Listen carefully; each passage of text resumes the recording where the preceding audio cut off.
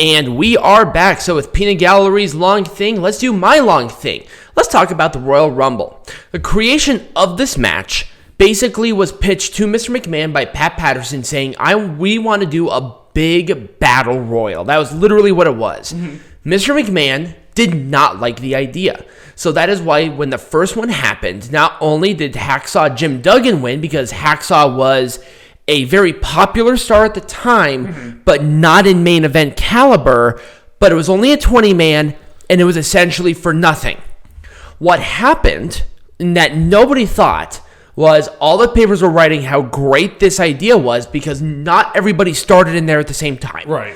Everybody came out, and they're like, it drags out the match nicely. There's a good pacing. There's a little bit of everything in here. Right. But also, that Royal Rumble became one of the most sought-after tapes among tape collectors, which Mr. McMahon was really looking at because that's how the word spread at the time back in the late 80s. Right. So, to date, no winner has ever come from the numbers 4, 6, 7, 9, 11, 12, 15, 20, 21, or 26.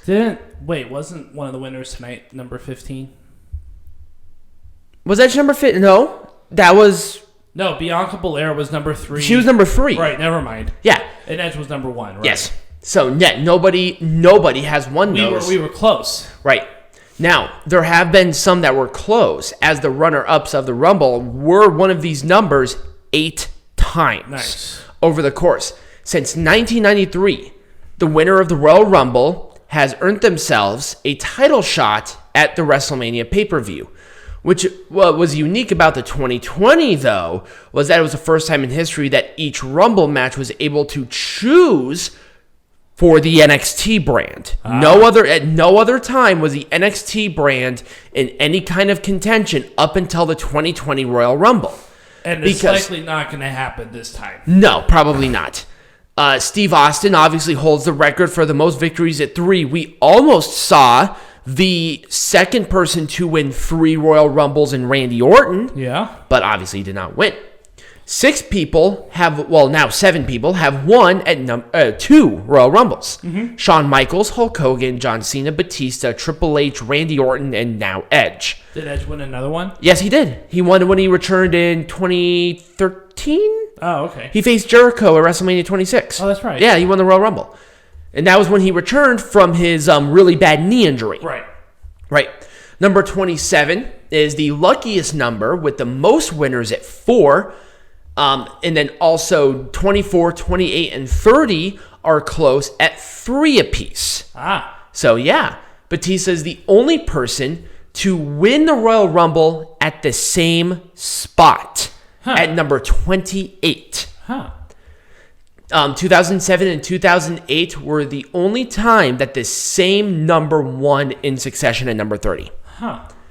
When adjusted for inflation, Hacksaw Jim Duggan's number 13 win out of 20 wrestlers instead of 30 became equivalent to number 19.5 rounded up to number 20. So he would have come in at number 20 to win a 30-man because he came in number 13 to win a 20. Yes, at today's standards. When adjusted to deflation, on the contrary, Alberto Del Rio's number 38 win out of 40 wrestlers in the Royal Rumble translated to 28.5, rounded up to number 29 in normal standards. When adjusted for deflation again, because we're going to be counting the greatest Royal Rumble, Braun Strowman's number 41 win out of 50 would have translated to 24.6, which is rounded up at 25 by normal standards.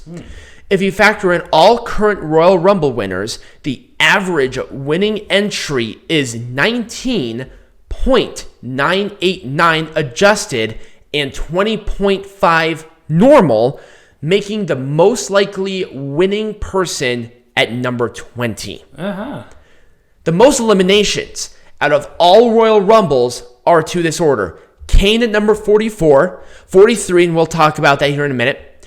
Undertaker at 40. Shawn Michaels, number 40. 49, we'll talk about it. Stone Cold at 36. Big Show at 32. Roman Reigns at 32. Triple H at 32. Braun Strowman at 30. Hulk Hogan at 27. Randy Orton at 27. John Cena at 25. Brock Lesnar at 24. And Edge at 20. WWE does not recognize Kane's first elimination in his first Royal Rumble because he was Isaac Yankem in the 1996 Royal Rumble. And then WWE only recognizes 39 out of Shawn Michaels' eliminations. There's no reason given for that. He has 40.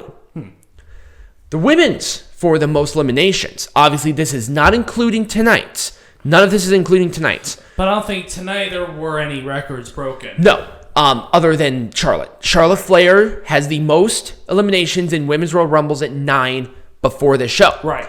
Bianca Belair at 8. Obviously, that changed. Shayna Baszler at 8. Nia Jax at 7. Alexa Bliss at 5. Michelle McCool at 5. Natalya at 5. And Ruby Riott at 5. The most eliminations in a single match. So, with Brock Lesnar, there's actually another caveat.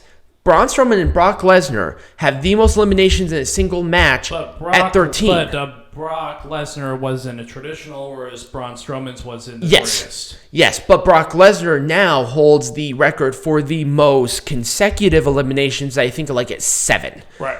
Because that was when he was WWE champion. He was eliminating everybody and their mom. Right. Roman Reigns at 12, where previously Kane held that record at 11. And he held that for like 10, 15 years. Right. For the women, Bianca Belair and Shayna Baszler tie at 8. Right. Now, there are 13 definite things that happen in a Royal Rumble match that make it special. These are characteristics that go across all Royal Rumbles, and you can definitely see this. And then we'll determine. Right. Quick eliminations. A competitor is eliminated within 10 seconds of entering the ring. I don't think we saw one of those. We saw quick eliminations, not that quick. Right. Comic relief segments. Oh, we saw a bunch of those. With Drew Carey's, it came in 2001. Ernest the Cat Miller, with Somebody to Call Your Mama in 2004, etc., etc. Right, we saw our the action stops. For one reason or another, the action simply stops and there's no one person left in the ring. Rikishi took this time to dance in 2000. Austin used this time to watch his watch several times. And CM Punk cut some promos in 2010. We did not see this in particular because there was always more than one person in the ring this year. But then obviously with Brock Lesnar last year and then Bianca Belair last year. Right. Post-elimination eliminations. We didn't see any of those. Yes, we did. No. Yeah, well, yes, we did. Did we? No, I don't think so. No, we saw Omos eliminating a couple of people. Yes, but he was not in there. Right. Someone who has previously been eliminated. No, we did. Shayna Baszler and Nia Jax, they eliminated a bunch of people. That's true, yes. Yeah. So post-elimination eliminations, obviously they throw them out, but when you go over the top rope and touch the floor, you're out. Right. Boom. That's it. Attacks before entrance. Oh, we've seen this. No, we saw attacks during entrance, but not before the entrance. Right. Before someone can make it to the ring, they get attacked. So this includes going down the ramp. Yes. Okay, we saw a few of those. Yes. Shock entrance. A superstar nobody was expecting to show up as one of the participants. I think we've had a few of those. Oh, yes. Like RVD in 2009 and John Cena in 2008 when he was supposed to be injured with that arm injury. Right. Nostalgia competitors. Oh, we saw plenty of those too. A relic from the current roster competitors, often overlapping with number 6. A great example of this is Roddy Piper and Jimmy Snuka in 2008 at Madison Square Garden. Yep. We did see a couple of those. Tag team succession. We did see this. Yeah, we saw one, I think, of those.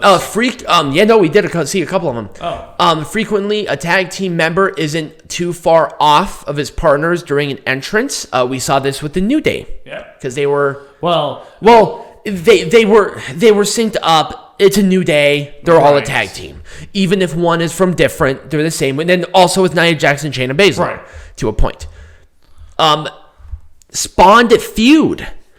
We saw plenty of potential. Yes. It isn't, obviously this is feuds that build up during the Rumble. Right. So that's what that means. A big man team up. We did see this a bunch of times. In both the men's and the women's Rumble. Yes. The house cleaner. A winner who thins out the ring. So 3 or 4 superstars eliminated. I would say we might have seen a few, but it wasn't as big this year. Right. It wasn't as dominant. More equitable. Right. Right. Shockingly quick. Not necessarily the fastest elimination, but this is when someone who does not last long, who we thought was crazy, like Alexa Bliss tonight. Right. Friend or foe, an ally turning on his or her friend. We did see a couple of those. A few of those tonight. Oh yeah. But with the one with the most, a fun fact. For the longest time, it was King Mabel, who was the person who took the most amount of superstars to eliminate him in the Rumble. Guess who beat him? Who? Viscera. I want you to think about that. Viscera and Mabel. Oh. It's the same person. Thick. Yes. So those are just some cool little fun facts about the Royal Rumble since we're talking about them. And obviously WWE is very good at doing statistics. These might be some that they don't tell you. Right. So when we come back, we're talking about the big one. We're talking about the Royal Rumble in 2021.